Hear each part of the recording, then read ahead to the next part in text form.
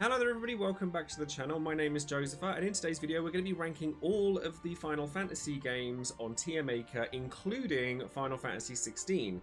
Now I've played every Final Fantasy game pretty extensively, so I'm now able to kind of give an opinion based on where I think each Final Fantasy lies. So if that's something that interests you, then stay tuned and keep watching. So as you can see over here, I've made a tier maker kind of system for Final Fantasies, and I've made my own icons for it because it was kind of getting on my nerves. I saw like all these icons, I didn't like them, so I thought I'll just make my own. And I'm also going to do a little makeup thing whilst we talk about these, because I thought to myself, it's something I do quite a lot, and a lot of people have been asking me about one look I've been doing in particular that's inspired by FF16, so I thought, screw it. While we're having this discussion, why not just go ahead and do all of it? So, with all the Final Fantasy we've got there, so we've got 1 to 16, and I've also included 7 Remake, so don't worry too much about whether that counts as a mainline title. I think it does. I personally think it does, but a lot of people think it doesn't. So I just kind of went, well, you know, I'll include it, and then people who think that it don't can just ignore it, and then we can go from there. So I guess the best place to start is going to be the beginning. So we're going to start with Final Fantasy 1. Now, I personally believe that FF1 is the strongest of the NES trilogy. I think that it's the most pure example of a Final Fantasy, it being the first. I think FF2 did that weird thing that a lot of NES games did, where the sequel would be completely different to the original. I still like FF2, and I will be taking into account all versions of FF1, as you quite rightly say, they're Meteor. So it's kind of like a general consensus. And I am going to say this is all opinion based. There are no facts behind necessarily anything. And one of my favorite things about Final Fantasy is the fact that everyone's list like this will look different. And I love that. I think that's a really strong thing for the franchise as a whole. We've seen so much discourse about, is like X game a Final Fantasy? Is it not a Final Fantasy? And I thought, you know what? I think something like this will create a really nice discussion for just the franchise as a whole. And if you disagree with the things that I'm saying, I encourage you to do so, because I want people to kind of showcase their favorites, why it's their favorites. So if you've got comments or anything like that on what we want to talk about here, by all means, let loose. So going back to FF1, I'm going to put FF1 solidly in B tier. I think that it's a great game. It's short, it's concise, it gets the job done, it showcases a lot of what Final Fantasy is about. I respect you and love you, and with love and respect comes honestly the fact that I cannot stand FF1. See, this is what I mean though. I think it's great to have these discussions, and it was just so, you know, it's lovely to see such a difference, because I think that FF1 is stronger than FF2 and 3. Purely because I think that the conciseness of the nature of the game, I think that there's optional sort of quests that you can do and you don't need to. Speed running, it's really fun. I've learned a lot when I tried to speed run the first 6 games in 24 hours playing FF1. Pixel remasters are really good. Dawn of Souls is really good. And I think that a lot of it comes down to FF1 just being the foundation for everything that Final Fantasy is. Right, so we're going to talk about FF2 now. So I do think that 2 is the weakest Final Fantasy. I do. And for that reason, I'm going to put it in C tier for now. I might... the D tier is there more as like a placeholder than anything. So in fact, I'm just going to rename this placeholder for now. Because if I'm not sure on something, then I'll put it in here. Because I don't think there is a bad Final Fantasy. I genuinely don't. And because of that, I think that it's good to sort of look at these, and honestly, my experiences with Final Fantasy, the worst experience I've had with Final Fantasy is still a great game. I've played FF2 a bizarrely large number of times, and honestly, I couldn't even tell you why. I think I've grown an appreciation for it over the course of time. I even made a video, like, talking about why I think FF2 is still a really good game. Because I think the characters are actually quite engaging. I think the story, for its time, at the very least, was very interesting. And I don't even hate the combat system in FF2. I think that the combat system in FF2 paved the way for the Saga series, which was really interesting. I think that... also, yes, I'm putting, like, bruising, essentially, on my face right now, and it will make sense later, don't worry. You know, I think that having the stat growth is something you see a lot in Western RPGs at the time. So I think it actually was a pioneer for a lot of mechanics that we see even in games today. So I think for that reason it's noteworthy. But never in my life have I played a game that tried so hard to waste my time. The dungeons with the dead end doors, just the absolute units that come and fight you in droves of 9 at a time, all of which have status conditions and when they attack you. Oh, it sickens me. And then I sit there and I play it. I've loved playing the Pixel Remaster version of it with all of the speed ups and everything like that, and I've got the Platinum Trophy for it and everything, so I've played 2 to death and I know a fair amount about it. But I think, being realistic, even though I still quite like it, I do think it's the weak. So now we move on to Final Fantasy 3. Now Final Fantasy 3 is a weird one because there's 2 of them technically. You have the 2D one and you also have the 3D one. So the 2D one, I thought, I like the Pixel Remaster of it. I have played the NES original on an emulator. I just think that it's paced really poorly, and I think that there's not much of a story to go off of. Certainly not when compared to the other 2 NES titles. It's very kind of simplistic, and there's a lot of you get a lot of characters that just appear for 2 seconds and then don't do anything. And as much as that's true of FF2 as well, I feel that their impact is greater. Like Minwu has a greater impact in FF2 than say Aria does in FF3 or Desh. Whereas the 3D version, I do think improves upon it, and I do think that the introduction of the class system is is something that's paramount to Final Fantasy as a whole, and I think that it's something that's noteworthy. However, even despite that, I'm still going to put it in C tier. I still think it's a C tier game, and I know that people might come for me. To be fair, I'm sure people are going to come for me one way or another with this list, regardless of what else I put down.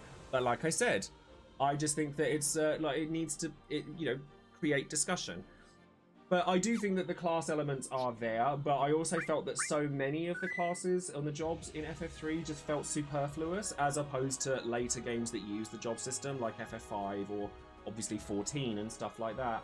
I just think that it's too basic. I found that it's basic, and for that reason, I'd say 2 and 3, I'm happy to put them in the C tier.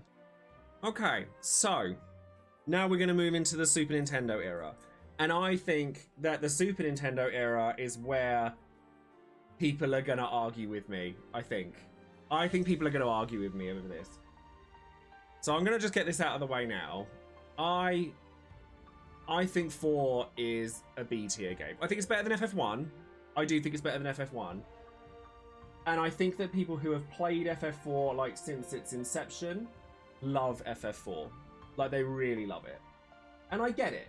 But I think in hindsight, it's one of the most simplistic Final Fantasies, and that's not necessarily a bad thing. And I think it has an extremely strong cast. I think it has a very strong cast.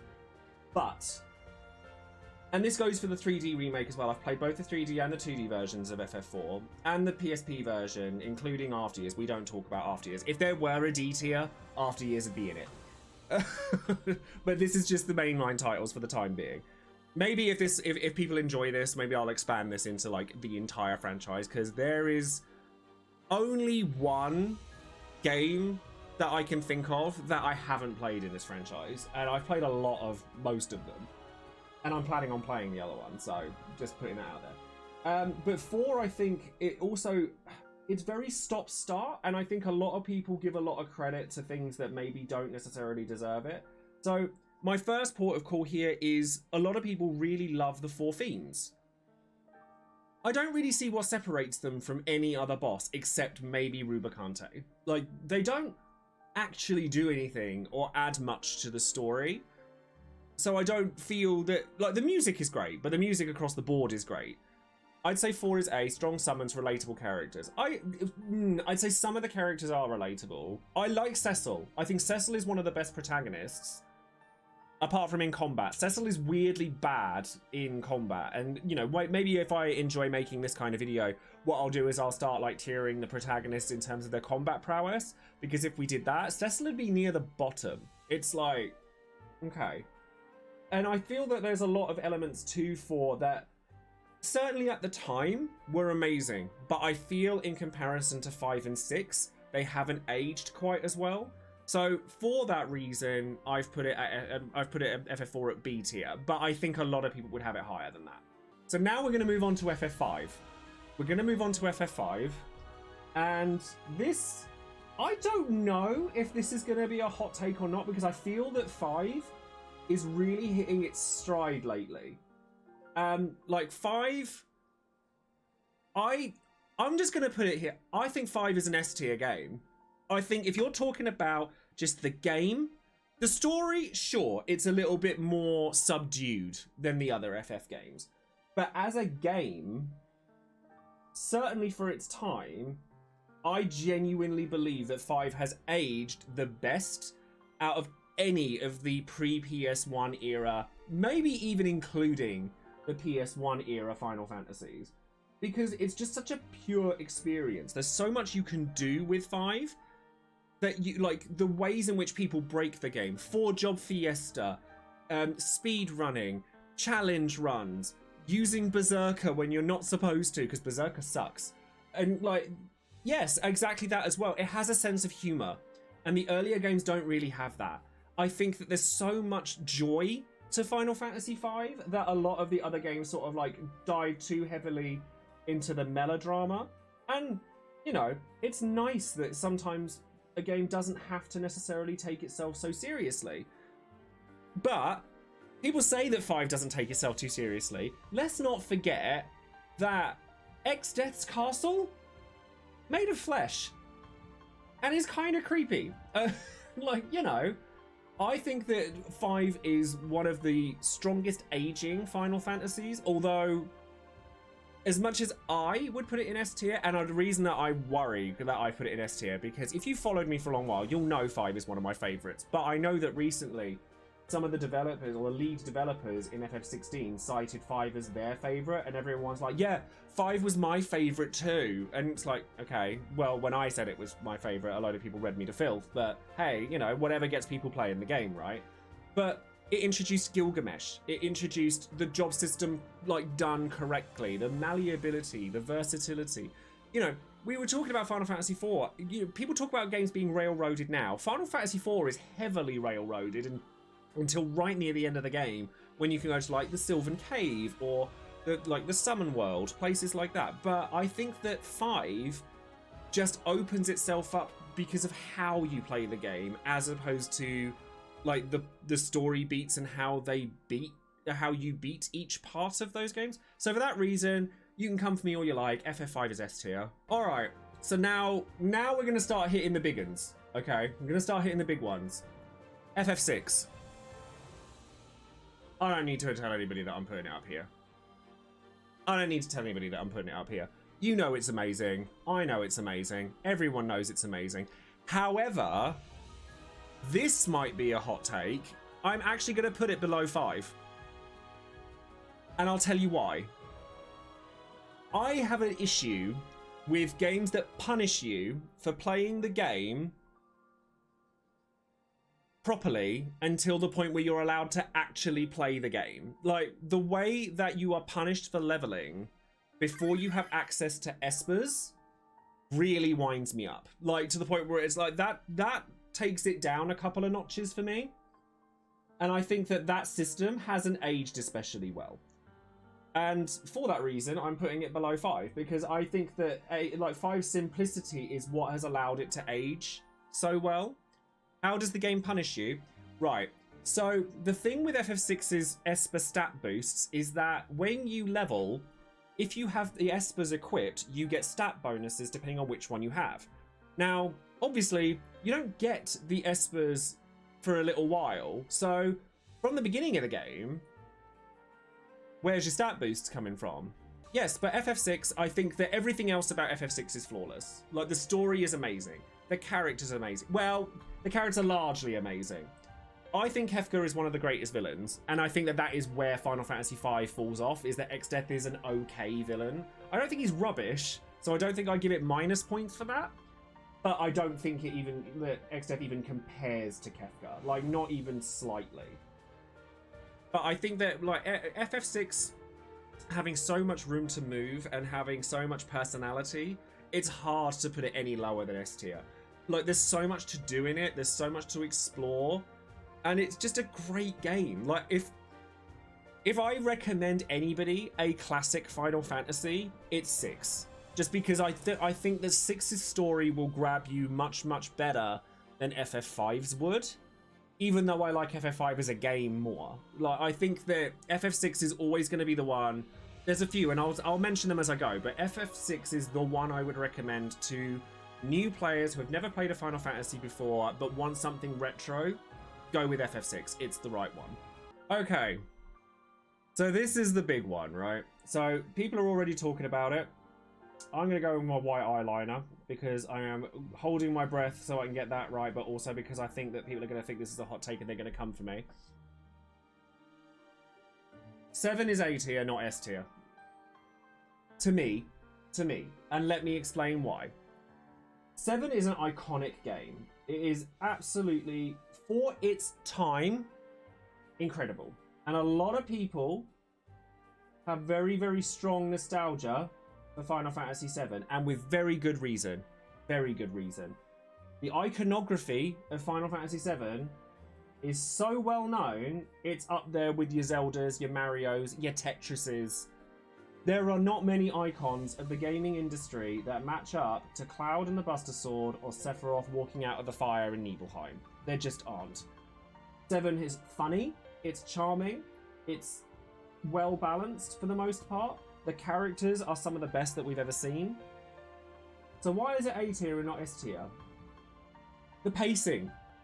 Honestly, I think it's a lot of it has to do with the pacing and the pacing of gameplay at the very least. The materia system is a little bit wonky, if you ask me, compared to the simplicity of other games. I like the customizability of the materia system. And to be honest with you, there's a part of me that wants to put it in S tier still because of its legacy, because of the fact that it is such an icon. But the last couple of times I've played it, I haven't enjoyed it. And I couldn't help but feel that the major story beats of the game don't gel together as well as I would like them to. But I would love to hear from people who love FF7, because people do love FF7, and everything I've said about the other Final Fantasies can apply to 7. Challenge runs, modded runs, speed runs, all sorts of things like that. That still applies to FF7. But I do feel that there is an element of FF7 that I think that people have nostalgia goggles on for a lot of it, and they're entitled to. Like, everyone's experience is their own, and that's why I encourage people to disagree with what I'm putting here. But for me, I felt that the nostalgia goggles were so strong that playing it as an adult, it just didn't quite feel the same. A bit off of what are currently being talked about, but have I tried playing with the new threat mod? I have. I've actually tried playing with a few different mods, and I know that a lot of people really like the voice acted one, the new threats of the higher difficulty, some of the graphical mods that you can do. The last time I played FF7 was using a bunch of mods, and I have played new threat previously, and I definitely think that they add longevity to that game. But I think what we're talking about right now, which is just the game in its purest form, without modifying it, because FF5, people say, oh yeah, but you said that about FF5. Yes, I did, because none of it requires external means. All of it can be done within the confines of the game itself. You don't need to have a mod for the PC version of FF5 to do what you do with FF5. You kind of do with FF7. And I do think that it's a bit slower paced than a lot of them, but I still think it's an amazing game. I just don't think it's as high for me as 5 and 6 and a couple of others. I'm seeing in my chat, and and I agree, and I think a lot of people will feel this way, that they would flip 5 and 7. Totally respect that, totally get it. So now let's talk about 8. 8 is a very contentious game, very contentious. I don't think that 8 is as strong as some of the others, and it has nothing to do with the combat system. I adore the combat system in 8. I actually think junctioning is fun. I think it can be very breakable. I think it's very silly. And I think that you can absolutely play it the way that you would any other Final Fantasy. Like, people like to say that you're punished for leveling in Final Fantasy 8. You are, in the same way you are FF6, and that's why I haven't put it in like a higher tier than B. My issue with 8 is the storytelling. Like, if your name is not Squall or Renoa, in that game, you have no bearing in the story. Like, none. You have nowhere, there is no place for you in the story of Final Fantasy VIII if you are not one of those two characters. All of the party characters feel completely superfluous. Like, somebody tell me what Selphie's role in the game is. Somebody tell me what Zell actually does in Final Fantasy VIII. Irvin has a couple of minutes to shine, and then the twist is, it like makes him one of the worst party members Final Fantasy's ever had. Quistis could have been amazing, but they dropped her like a rock really quickly. So for that reason, I think Final Fantasy VIII is high B tier. I think that the story that is present for Squall and Renoa is actually quite strong. It also brought us Triple Triad. And you can't fault Triple Triad. Triple Triad is S tier in terms of mini-games. And maybe one day I'll rank that, because I actually really like 7 for its mini-games as well. I think 7's mini-games are some of the best. But I know a lot of people don't like the motorbike. I like the motorbike and the snowboard. Don't come for me. But I thought that 8 has a lot of strengths that people like to ignore, but it's also got some weaknesses that can't be ignored, and that's why it's B+. Okay. This is not a hot take. I don't think this is not an. I don't think this is a hot take at all. Actually, is it? I love 9. 9 is my favorite game. 9 is my favorite Final Fantasy alongside 5. However, have you played Final Fantasy 9 recently? 9 has my favorite characters. 9 has my favorite story. 9 has my favorite progression mechanics. The combat in that game is painfully slow. Painfully.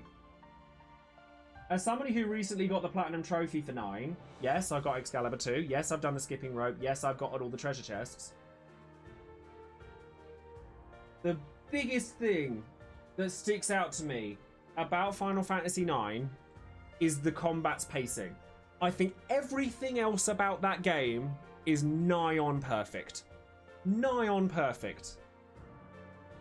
But that singular element really does hamper me. It's just, and I think it's a product of its age. So maybe there's an element of bias here. So maybe, oh god, it would hurt me to put my favorite under 5 and 6, because that would make 5 my favorite now, and I'm not mad at that. I'm not mad at that. But I do think that 9, as much as I adore, I think that 9 is the game that needs updating most. And yes, we've seen all these rumors of remakes and things like that. I was actually tempted to put Tactics in this list, because I do think that Tactics deserves recognition as a mainline title, but it don't have a number in it, so I'm not putting it in here. I'll put it in another one. But I think that 9 gets 90% of everything bang on correct. But the 10% that it doesn't hurt. As a child, 9 would be up here. No questions asked. Not even batting an eyelid. But with modern games coming through, I think that is. Surely the strength of a game isn't the same thing as personal preference, though. No, but basically my metrics are a combination of what I enjoy as well as what I would recommend to others. So there's a kind of a dichotomy of subjectivity and objectivity.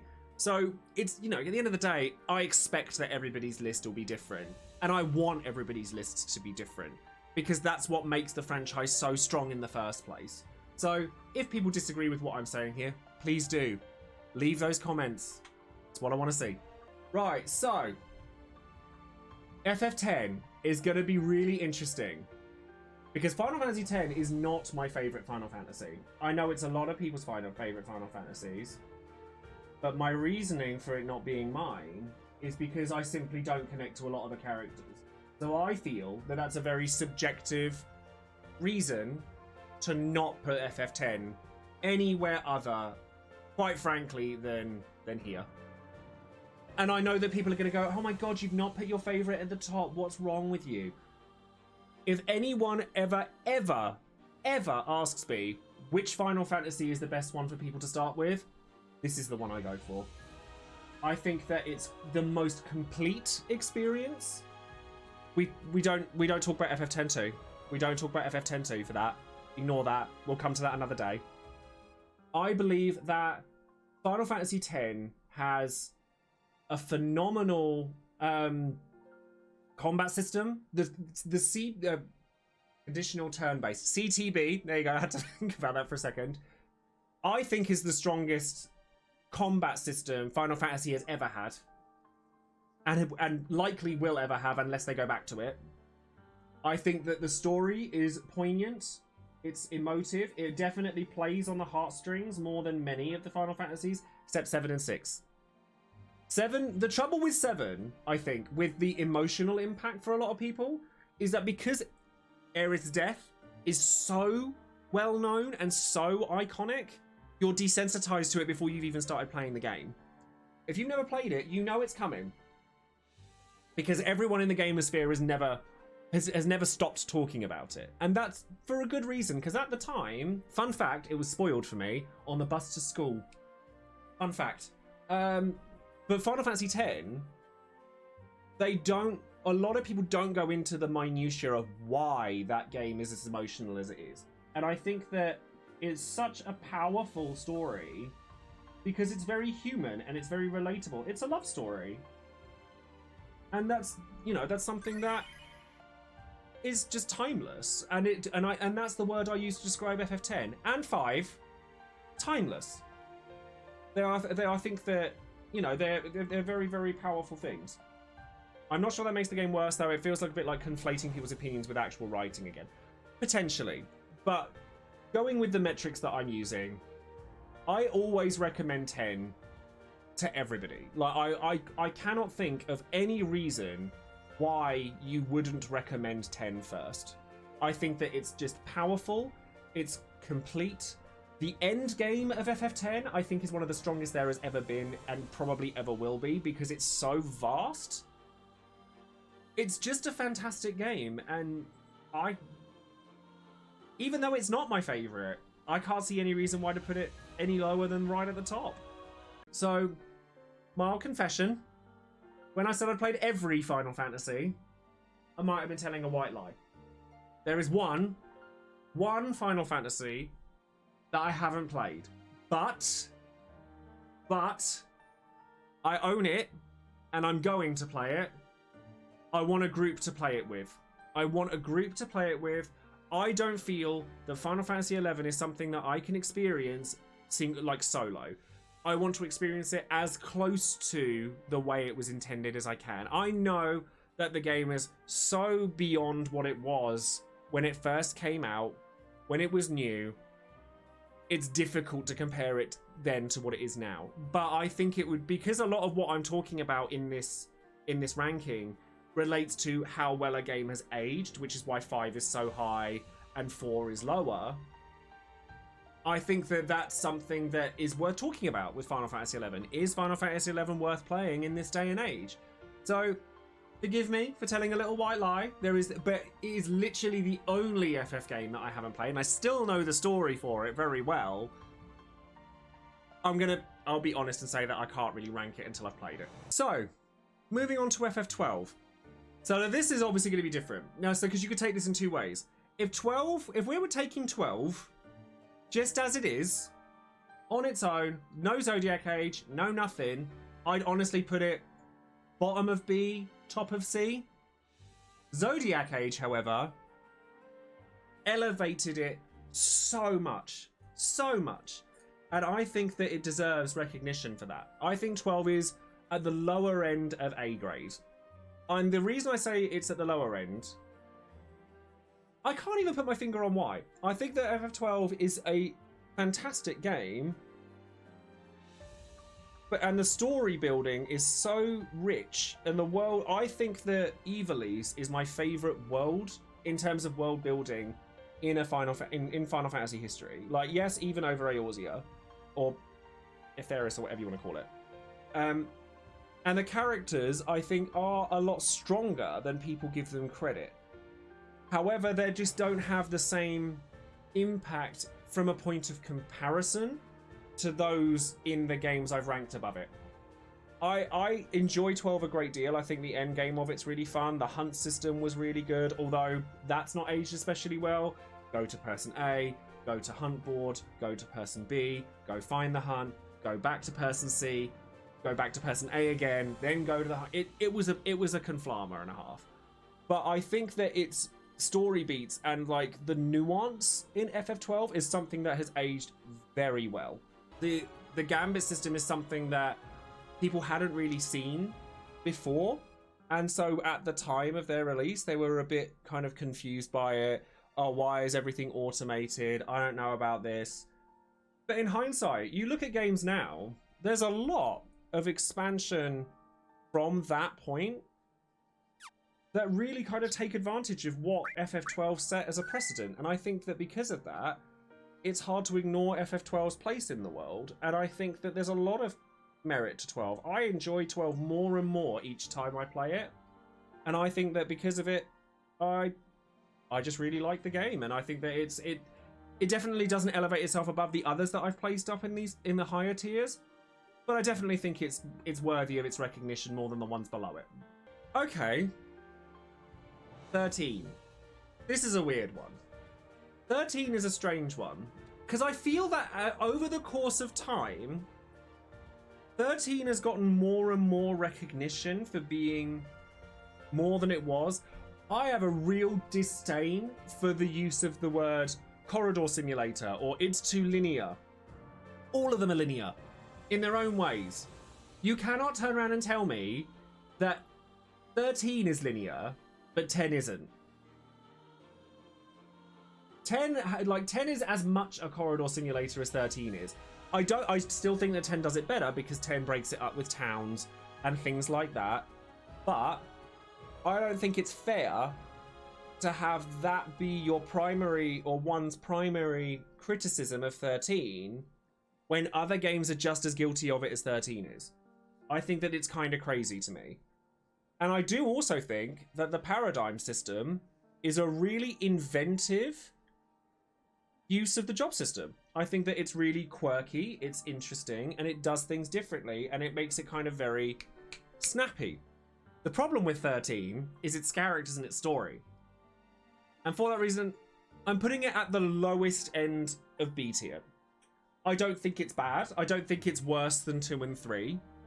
The characters just don't have the same punch as any of the characters in the games above them. And disturbingly, that includes FF1.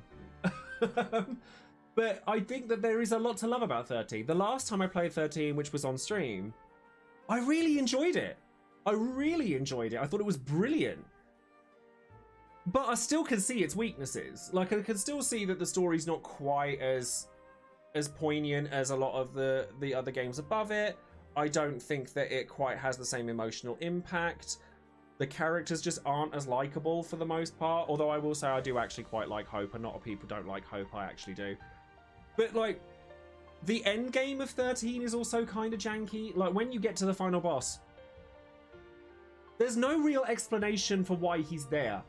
You have to play, like, you can tell that 13 was the first part of a trilogy. And I think that that is a weak spot for it, because it means that you kind of, I have a real pet peeve for any kind of media, I'm looking at you, Marvel, where you have to consume other products and media to get the most out of the thing you're watching. I like a complete experience, and I don't feel that 13 was that.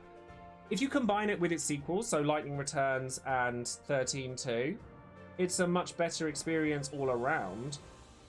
But I'm not including the side games in this list, unless you count 7 Remake, which I don't. And because of that, I just don't think that 13 deserves to be any higher than where I put it. Let's talk 14. First things first, I want to turn around and say that my original gut reaction was that I wanted to put each of the expansions for 14 as separate titles. Because to be honest with you, I'm gonna put 14 all the way up here, either side of 10. I can't see that those two are completely interchangeable for me because they're very different experiences. But I'm actually gonna put 14 right at the top. And the reason for that is that I think that it's cheating almost to put 14 on its own. But I've had this discussion with people before. They're like, no, 14 is like, you know, Stormblood, Shadowbringers, Endwalker, they're expansions. I'd say they're as much a sequel as 13.2 and 13.3 are. Like, you know, they are complete stories in and of themselves. Most of them are referential in big ways to the other like entries in the FF14 universe, and you do kind of have to play one before you can play the next. But then what separates a sequel from an expansion, and what separates a mainline title from a non-mainline title? Is it because it's got the number? But for argument's sake, I'm putting it in there as a single entity. I'm putting it in there as a one thing. And I don't think that it's a paralleled experience. I've never played an MMO other than Final Fantasy XIV. Ever. And I think it's spectacular. I think the characters are some of the most lovable in the entire franchise, or in fiction, period. Or games fiction. I think that the stories, yeah, it's a slow burn, but it's meant to be a slow burn. We'll cover that when we get to 16. It's meant to be a slow burn. It's something that you're supposed to take your time with. You can't rush 14. Cannot rush 14. And I do think that if we were to be ranking them individually, I'll make a quick note. Shadowbringers would be where I've put 14 now. I think Shadowbringers is the single strongest experience from a story perspective from any of them. Shadowbringers was flawless as a story-based experience. The MMO experience is quite vastly different to the single-player experience, so you could argue that putting 11 and 14 in this list doesn't count. But if you don't like it, you can skip these sections. You don't have to watch this bit. You know, just ignore the fact that they're on the list at all. But the amount of time that has been put into 14, the amount of, you know, spectacle that is present in 14, the emotional impact of 14, it's very hard to ignore. Like, it's super strong, it's super lengthy, and we all know that number of hours is the most important thing in a game nowadays. And I just think that it's a fantastic experience, and because of that, I would put that up there with FF10. For modern Final Fantasy, 14 is modern Final Fantasy. Okay, so the way I'm going to finish this up is I'm going to do 15, then 7 Remake, then 16, because 15, 7 Remake, 16 is the order of release.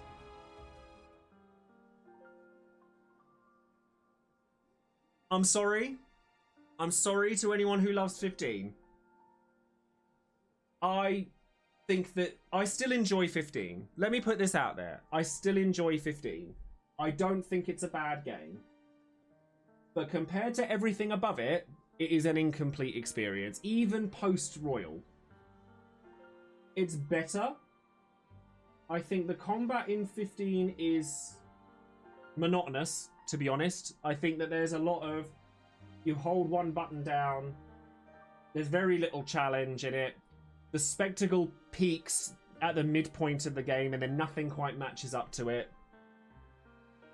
The characters are fine. Like, I don't have an issue with the bros or the Choco Bros or some of the side characters, but I do think, and 13 is very guilty of this as well, but 13 I think has a better combat system, which is why it's that one step higher. No, I don't think 13. I don't think 15 is worse than 2 and 3. That's dramatic. I don't think 15 is worse than 2 and 3.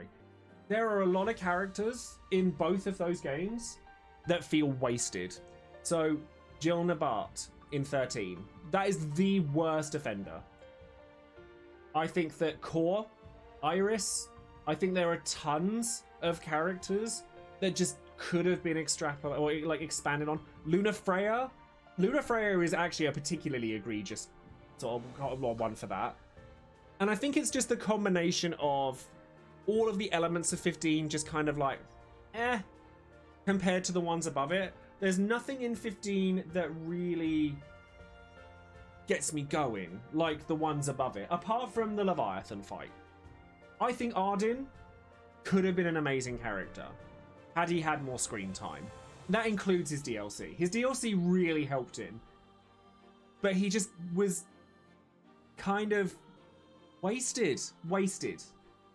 And I think that, you know, having character, or like, we know that there's the book for 15 as well. And if you read the book for 15 and see where the story could have gone, I'd have loved to have seen that play out. I would have loved to have seen how that played out. But sadly, it's never going to happen. And because of that, 15 feels incomplete. And it's hard to rank it any higher than where I put it there for that reason alone. Alright. So, again, much like 11 and 14, whether you consider Final Fantasy VII Remake to be a mainline FF title, honestly, that term is kind of superfluous to me as well, but I had to start the video off somehow. I think that 7 Remake deserves to be called a mainline title, primarily based on the budget that's gone into it and the buzz around it. Like, you know, it's... What makes a mainline FF title? We've already had discussions of what makes a what makes a Final Fantasy because of the discussions around 16. So what difference does it make? But so I've just gone with the numbered ones, but I think I'm making an exception for 7 Remake because of its status more than anything. So again, you can absolutely ignore this part of the video if you like. So where does 7 Remake sit? I am going to put it right next to Final Fantasy VII, actually. I was very much of the opinion that 7 Remake should never have happened. And I blame compilation of FF7 for that. The thing that I was most scared of with FF7 Remake's release was that it would have no sense of humour, it would be all melodrama all the time, and it would be exhausting like Advent Children or Dirge of Cerberus or anything like that. It's just constant melodrama, and I was pleasantly surprised. I loved the War Market section of 7 Remake. I think it addresses some of the issues that 7 had back in the day. I actually really enjoy the combat in 7 Remake, and I'm looking forward to how it will get embellished upon in 7 Rebirth, because I think that kind of combination of ATB and real time is a really nice combo. And I want to see how it progresses, because I do think that when you get to the end game, hard difficulty, all of that, you kind of get like a build that works, and I'd like to see a little bit more versatility than that. But it's still an amazing game, and the fact that it kind of subverted expectations and had people talking about it for months, that's a mark of a good story to me. Like, a lot of people will argue that the story's no good because it's not a remake, it's kind of a sequel, it's kind of not, it's really ambiguous. But ambiguity is a narrative tool, and Final Fantasy VII Remake uses it really well, and the realizations of the characters is really good. However, my nerves are still there for 7 when it comes to the greater experience, because I was somebody that felt that, like, Sephiroth as a villain was an icon due to his mystery, not knowing anything about Sephiroth. Like, you barely see him in FF7. But in 7 Remake, they kind of shove him down your throat, and I don't know how I feel about that yet, but I'm willing to give it the benefit of the doubt until I've seen the rest. So, taking it as its singular experience, I enjoyed 7 Remake from start to finish, to be honest, and I think that I enjoyed just all of it. And I don't think it's yet to beat the original 7, nor do I think that it beats the 5 at the top of the list, for me personally. Would I recommend 7 Remake to new players? Yeah, I would. Yeah, I would. I think the 7 Remake is a great platform for people who have never played an FF game before to start on a new story, be left at a point of wanting more, and knowing that we're going to get more. So I think 7 Remake really kind of hits the mark on that. So this is the one that people are probably watching this for. Where does 16 sit in a tier listing of Final Fantasies? I think this game is going to be extremely contentious. Very contentious. People are going to say they either love it or they hate it. A lot of people have already decided they hated it because it's not a Final Fantasy, and I think that's a ridiculous statement because Final Fantasy is, you know, has changed its way a lot of times in the past. But I also respect it. I do also respect it because people are allowed to make their own metrics on what they think is what they want from a game. So for me personally, and I'm going to pre-warn everyone who is watching this live and those of you who aren't, I have finished 16, I have platinum 16, I have done everything there is to do in 16, so I have an opinion on where I would put it. If you haven't, please feel free to come back at another time if you want to, or if you don't care about what I'm going to talk about, I certainly won't be going into story spoilers or anything of the like, but I am going to talk about my experience with the completed product. For me, 16 sits about... it's either here, here, or here. But I'm going to put it here. I'm going to put it here. And I know people are, like, to me, there's a part of me that wants to put it below 7 because I think the idea of putting it above 7 just kind of, like, feels weird to me. But 16 is a fantastic game. It is fantastic. There is a lot of love poured into every character in this game that I can't fault. I can't fault. So before FF7 is crazy, trust me, I'm sitting here hovering. In fact, I'm gonna put it there. I can't put it above 7. I can't do it. I can't do it. I'm gonna double back. I might end up putting it back again, but I'm like, I don't know.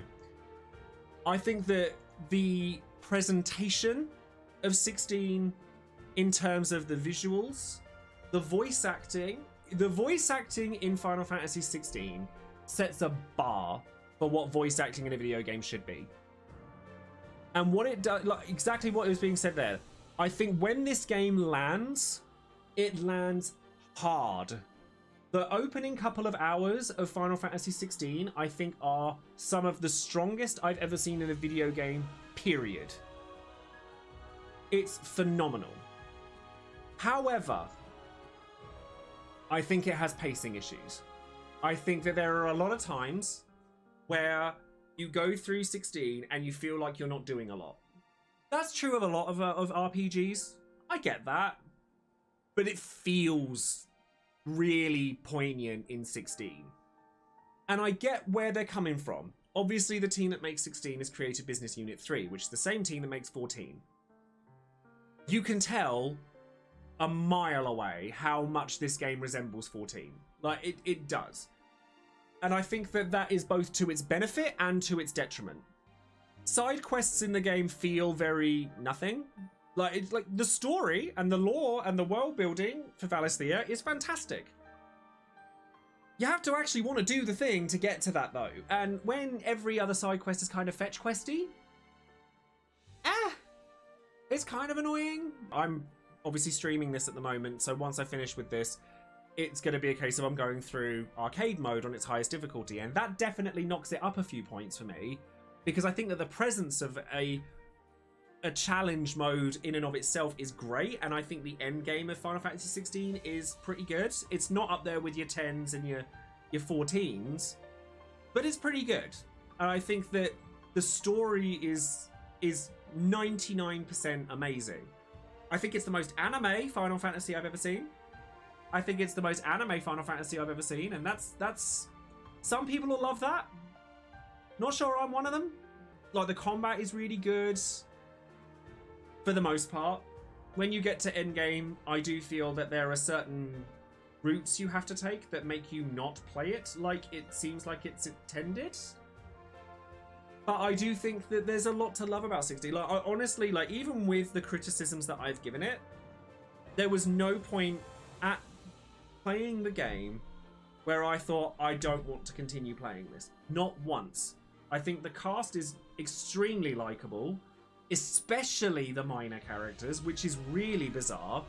Like, characters like Gav, Byron, some of the side quest characters, brilliant.